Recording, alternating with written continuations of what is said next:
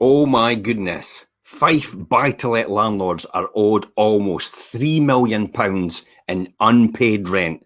Is that rogues or saviours?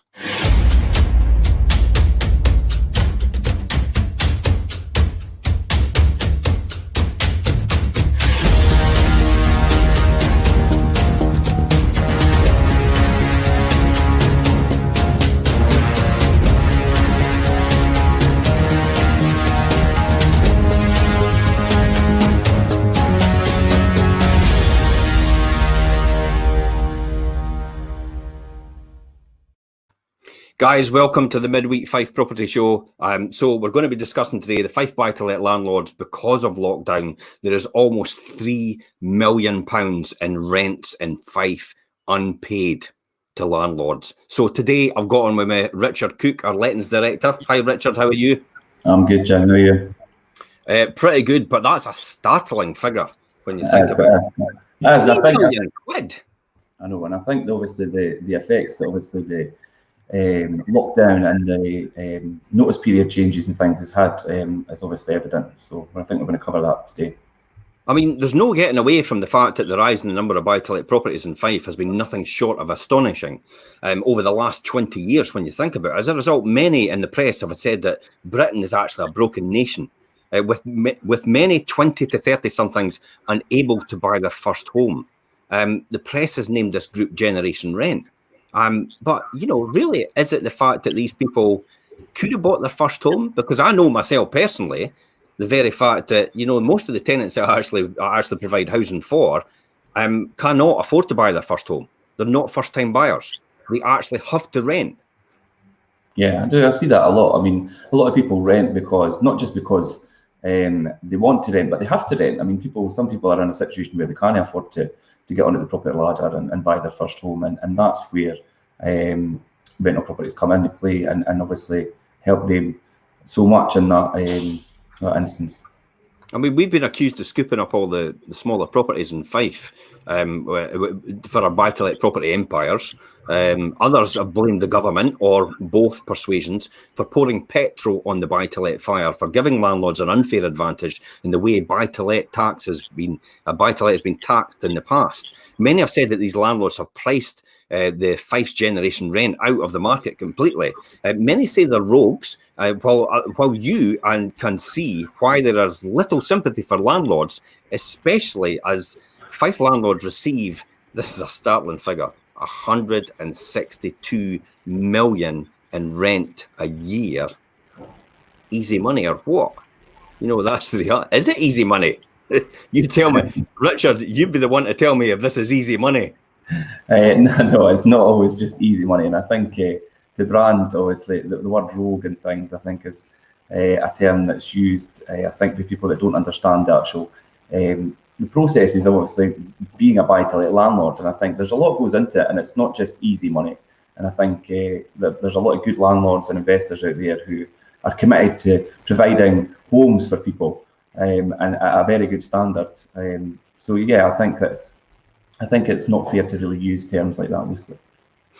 It's easy to castigate someone and actually pinpoint. I mean, we're damned if we do, we're damned if we don't as landlords. Yeah. You know, we're the easy target for everybody just to pick on. The government wants to pick on the private landlords and blame the private landlords for everything. The public wants to pick on landlords and blame the private landlords for everything. Even some of the people that are actually private landlords want to pick on the private landlords and blame the private landlords for everything. It's like, wait a minute, you're a private landlord as well, but they actually don't see themselves as private landlords. They actually think, oh well, I've only got one property, and I'm not really to blame for this. It's like, well, to be honest, the majority of landlords in Fife, for example, only have one or two properties. Yeah, the majority of them only do have one or two properties, and it still makes you a private landlord whether you've just got one property or whether you've got a whole portfolio. But yeah, I think it's easy for the government, like I say, to kind of castigate landlords for scooping up all the properties that are and not leaving any available.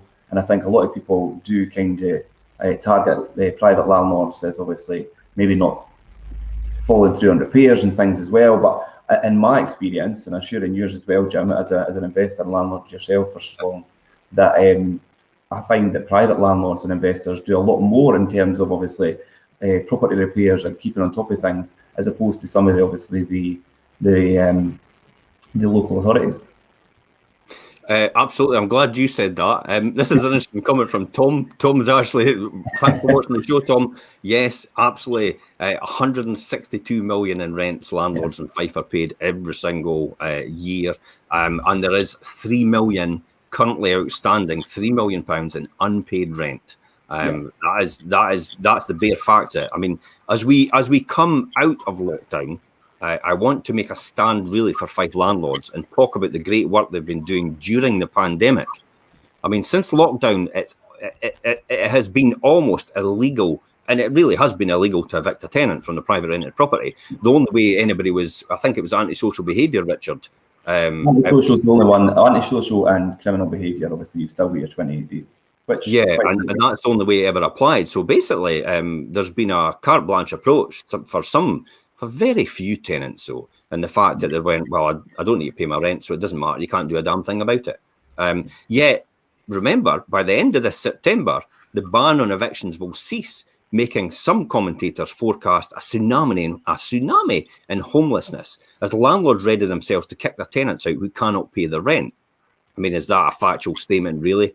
I don't think so. I don't think that's going to be the outcome. I mean, far from it, in fact. And I find that there's a lot of landlords that we manage for and things that have been really obviously quite understanding of people's circumstances. I think obviously allowing them to maybe reduce their rent for certain periods of time and work with them through this time. And I think that's quite a thing that should be really capitalised on and really made aware to the people that private landlords have been amazing through the lockdown period. Especially ones that we manage anyway, that I can see. Yeah, I mean, you might say they can afford to, yet I need to really highlight the often untold story and the massive number of Fife landlords who have actually cooperated with their Fife tenants to evade eviction throughout lockdown itself. You know, the personal finances of some Fife landlords and tenants have been ruthlessly strained in the last 16 months. Yeah. Something that is going to have ramifications on the back of the pocket of both landlords and tenants, as well as the attraction of being a buy-to-let landlord. And we'll talk about more of that later.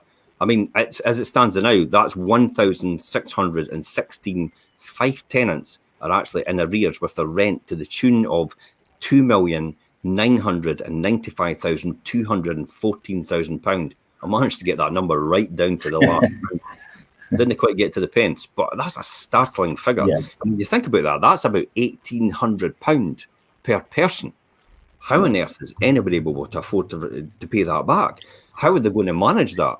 You know, and I mean, how do you think anybody's going to manage to pay that back, Richard? I mean, it's £1,800. There's so many tenants that will be in a position where really to pay that amount of money back on top of keeping their rent payments up to date isn't really feasible for them, and it makes things quite difficult. And I think both for the tenant and for the landlord, I think this view that landlords, they've got plenty of money, they'll be fine, is really untrue.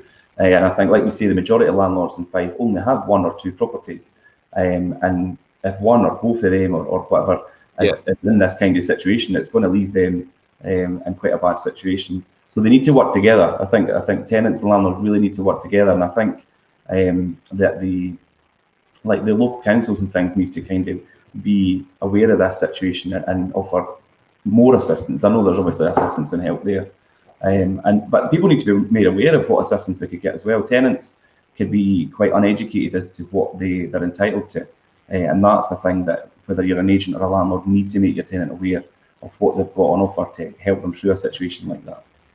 I mean, effectively, that's money. Landlords need to pay their mortgages as well, and actually need to live off it for some landlords. You know, because that is there's a lot of people out there, are pensioners, that actually invested in property in order to make a better return than they would normally make in their pension in order to live off. And as a result, they've actually, this lockdown and the fact that all these rent arrears means that they're having to pay stuff out of their own pocket now. They're having to actually scrape together. They're having to sell some properties to actually try and get that money to get it back in. There's definitely some stories out there which would definitely make you think twice about buy to let. Put it that way.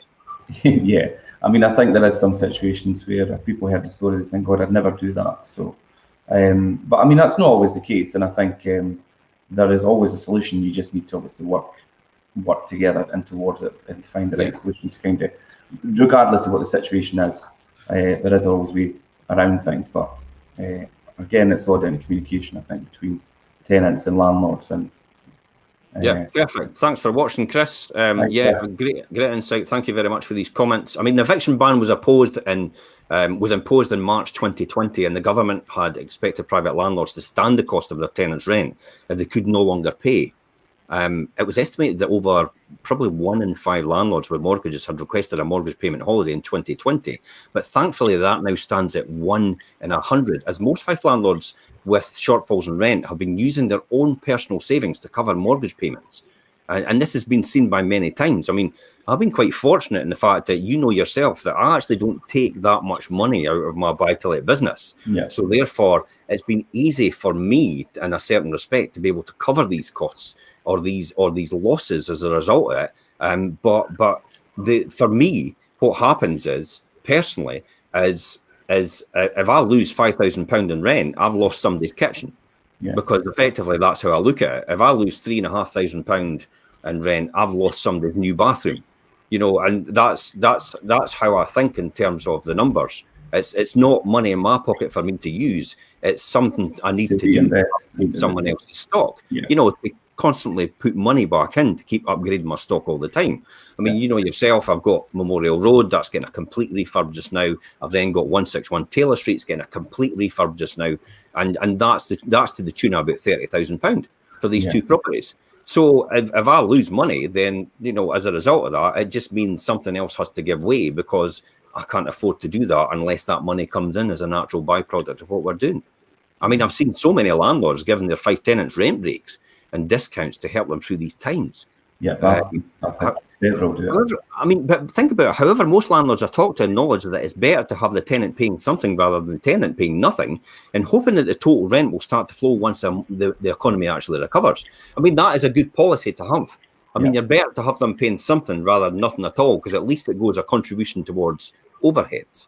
Yeah, yeah, and I've got a lot of landlords doing that through the lockdown period. Had obviously, like I say, come to an agreement and kind of sympathetic to people's circumstances and done reduced levels of rent and things.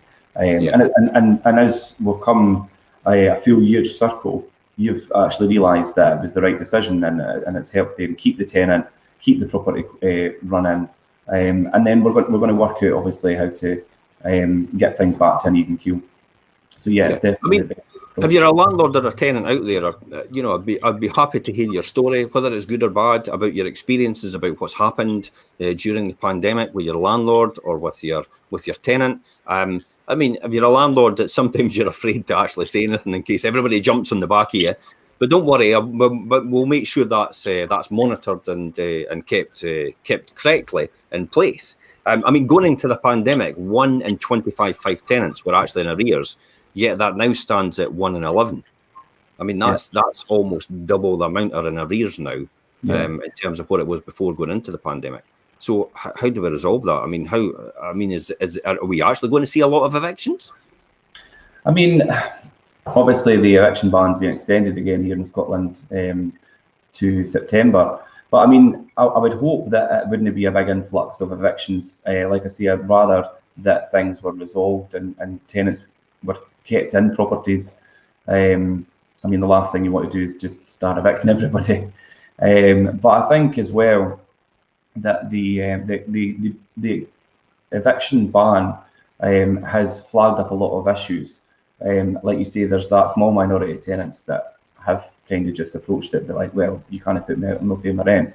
But the majority, I think, don't see it as that, and obviously have actually worked together with us. It'd be really interesting, like you say, to hear other people's story. I mean, we base a lot of what we do on obviously our own experiences and our own property management side of things, and it'd be interesting to hear other people's insights and how they've dealt with things and how they are dealing with things as well. So that might give us a better. Yeah, I mean, I noticed you said about you can't put me out because I can't pay my rent. And that's our attitude, and it is a very small minority. We know that, but I tell you what, it'll come back to haunt you if you do that. because CCJs will be relevant. People will not stand by. Myself in particular, I won't stand by and let somebody that's idly and just said and took the draconian attitude about I'm not paying my rent, and you can't do anything about it, even though they can. And I have brought it up several times with the local MSP, Jenny Gilruth, and obviously the Kevin Stewart, the housing minister, about this draconian attitude and this way that some people are actually doing that, and asking them to actually resolve the situation. It's kind of fallen on deaf ears. I'm disappointed, and we never really got an adequate response to that. But I mean, I would go as far as rebuffing the idea that we'll see a rush to courts of landlords to obtain possession orders from the First Tier Tribunal.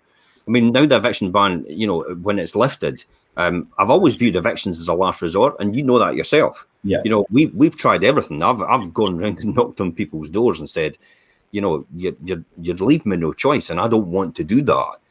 Is there no other way we can resolve this in order to get this sorted out, to keep you back on track, to keep you in your house? Because at the end of the day, a roof over your head is more important for you, and especially for your children. That's the most important thing as far as I'm concerned. We can work out the situation with the rent later on. That's okay. But we can get you back on track now, and then we could sort out the arrears later on. So that tends to be, yourself, that tends to be our approach to everything, because evictions is really a last resort. It has to be. Yeah, I mean, evictions is such, it could be such a lengthy process. It's not the most pleasant process all the time, depending on circumstance. And really, 90% of the time, it can be avoided and it can be remedied before it gets to that stage. I think when we're talking about the eviction bans, obviously with the 6-month period, if people are in the mindset, well, I can pay my rent, but you can't put me out, so I'm not going to do it, then unfortunately, if that's the train of thought for somebody, then ultimately the outcome is going to be eviction. But if people are in the situation where they can't afford to pay their rent, then there's always a solution, and we are happy to work towards it. And I'm sure any other landlord or letting agent who is reputable enough will have the same attitude and mindset. And that's how we view it anyway. The problem is the ramifications, as I said before, when people take that attitude, it's like, you didn't realise where that lasts with you.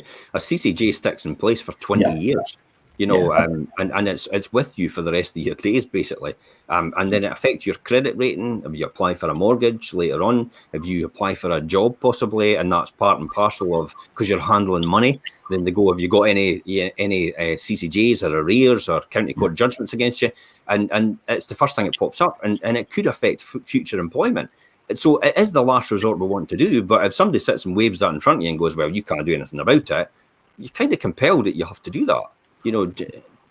Yeah, if you're unnecessarily putting yourself in that position where we are having to, or any agent or landlord is having to issue an eviction notice or and applying to the courts for an order of possession, it's going to tarnish your name for future, like you say, employment, seeking obviously housing through the private rented sector and things as well. So really, is it worth it to be doing kind of leading yourself down that path unnecessarily? So let's look at evictions. Before the pandemic, it took about 12 months for the courts to hear a rental repossession case.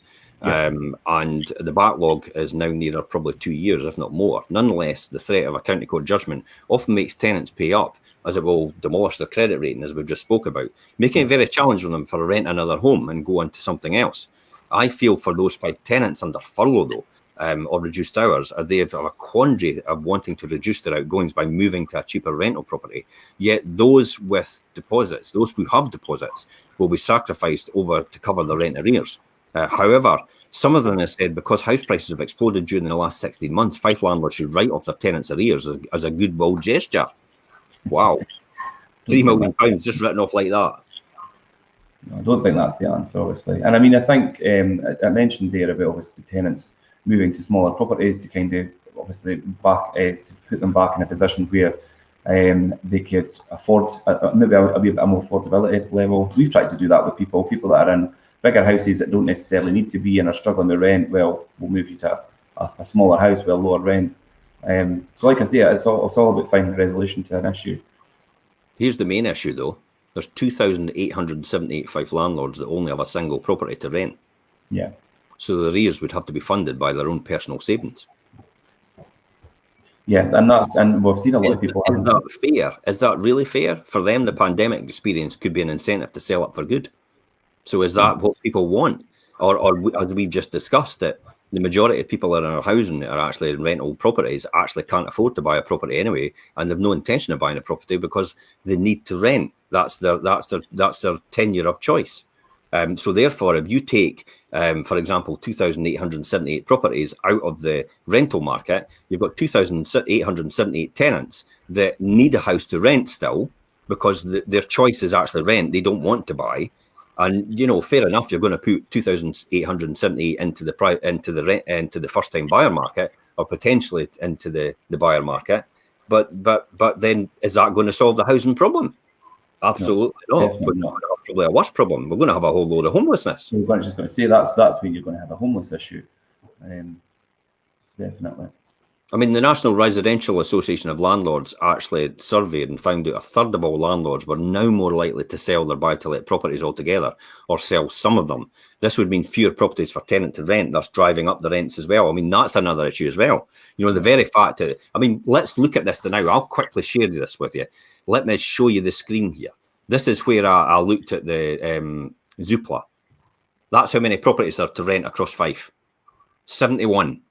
Yeah. 71 properties available across Fife to rent just now. That is a startling number, isn't it? Yeah. I looked at that. I think we looked at it together. It was around about 80 a week or so ago, obviously. And it's going down all the time. So as less and less properties available to rent, rents are going higher and higher as a natural result of it. So what is the answer to this dilemma? It can't be to enforce landlords to sell up their properties, because that'll get even worse. And then it can't be for the government to then say, I tell you what, we'll put rent controls in and we'll stop people at a certain level, because then you'll not be able to get landlords to come new into the market to buy properties to rent to these people, to give them homes as a natural result, because they won't be able to get the return because of the value of the property itself. It is a huge dilemma which they need to resolve. And you know what my answer is going to be that. You know what my answer is, isn't it? Build more houses. Build more council houses. You say build more houses, but the reality is build more affordable homes. Affordable houses. Yeah. The government have to have a proper policy on affordable homes and building more homes for rent. They're owned and run by the council, not private landlords, not housing associations, which I look at as private landlords now, because they are moving into the private rented market and doing mid-market rents, as we talk about. It has to be a proper policy, not the piecemeal approach it is now. That's my answer to everything. Creates jobs, creates wealth, creates infrastructure, creates more family homes, creates better environments, better social conditions, and therefore better families and people from better, and rather than the poor educated areas. I mean, they had a broadcast this morning on the news saying that people from certain family type groups are actually being in the minority for education. But this housing is where it all starts. And as far as I'm concerned, proper housing and proper education marches together and actually gives a family a good start. It does. I think it's all about, like you say, proper housing, proper upbringing, the availability to have proper education. These are all the key factors, and like you say, the good starts for a family unit. Shelter's talked about it time and time again, and I remember the old logo they have. I don't know if Shelter still got this, Shelter Scotland, and it was bad housing wrecks lives. And they're absolutely right. It does. Mm-hmm. It has so much social implications for families and for young people as a result of that as well. I mean, according to the government and industry data, evidence suggests that a tenant who rents a property directly through a landlord and not through a letting agent is between 2 and 3 times more likely to go into arrears of 2 months or more. That's quite a startling thing. I'll read that again. According to government and industry data, evidence suggests that a tenant who rents a property directly through a landlord and not through a letting agent is more likely to be between 2 and 3 times more likely to go into more than 2 months arrears or more in rent. That doesn't surprise me. Is that because tenants know that private landlords who advertise directly on places like Gumtree and other platforms actually probably don't carry out any checks that we carry out as letting agents. Just going to say, I mean, countless times I have people coming in to see me, or people lifting the phone, and I've got a tenant in this property, they've been in here so long, they've never paid rent, they don't look after it, do you mean the list goes on? And my first response is, right, okay, so did you go through this process with them? Did you check this? Did you check? No, I never done any of that. We just come to an agreement. I gave them the keys, and that's how it goes with private landlords dealing directly with people. You need to do your due diligence and your checks and everything before you put people into a property, or it will come back to bite you. And I see it daily, not even weekly, daily, near enough.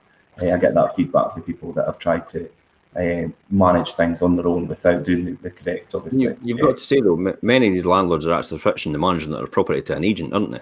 Yeah. And for these landlords that are sticking with the self-management of the property, there are circumstantial evidence that are starting to become a lot more pickier when starting new tenancies.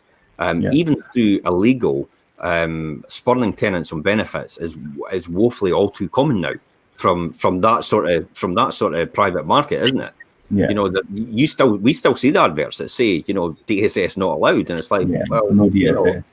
That's you know, you shouldn't be prejudicing people just because of their earning capacity. They've got a right. They pay rent like everybody else. It's just subsidised by the government, but they still have a right to the same type of property and the same conditions and standard of property than somebody actually working and paying rent.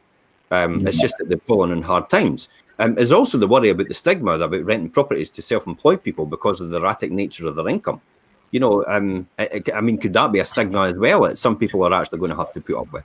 Yeah, definitely. I mean, self-employed, I mean, even we've seen it in the sales market as well. Obviously, self-employed people are really struggling to obtain mortgages and things. And likewise, in the letting side, when people come forward with their references for the letting side and they're self-employed and they're trying to demonstrate their income and things, it can be a wee bit sporadic, and sometimes it could be dismissed because, well, your income and your earnings don't really look like you're going to be able to keep up continual rental payments. So, yeah. I think more and more we're going to see the envisage of the growth in the use of the rent guarantee contracts, where you have to have a guarantor, isn't it? Yeah, guarantor. That's basically where the tenant calls upon a third-party person to pay the rent if the tenant doesn't. That's where, you know, that's where the landlord has some degree of certainty in the fact that if you're not sort of creditworthy, or if you fall back, or if you've just started a job and you could potentially lose that job within a 3-month period because there's a probationary period, if they have to take you, then they want a guarantor in place now, which means you have to rely on a third party. I think more and more that's going to become pretty common. I mean, it's quite common for student lets, and it's also people on benefits. And it wouldn't surprise me if they're used more often for self-employed tenants and regular professional tenants as well, wouldn't it? I think it's going to have to, and I think we see it. It's quite common in a lot of it. I mean, we try and insist for a guarantor on most applications now because obviously the situation. But I think you see it quite a lot in the younger generation. They've got their parents signing as a guarantor and things to help them get. Obviously to get ahead and obviously secure properties that maybe they've just started working at a job that they don't have a long-term record with, or maybe they've just started a new job, and it helps them get that foot in the door and get into a rental property, whereas otherwise without the guarantor they wouldn't, because they can't demonstrate their income or their ability to keep up rental payments. So final thoughts, where do we see this going then? What's going to be happening? What do you think is going to happen with all this rent arrears? Are we going to have to try and get it back? I mean, I think inevitably we are going to see a bit of an influx. Obviously, when the ban on evictions come round, we're going to see an influx in evictions. I mean, I think it's inevitably going to happen. I hope it's not as high as what it potentially can be, because I hope that a lot of landlords and agents and things will work with tenants to try and resolve the situation. I do think it needs to be addressed by the government further. I think it needs to really be considered how we're going to tackle this situation. Of the amount of rent arrears that's on, like obviously you see, you ran through the figures there.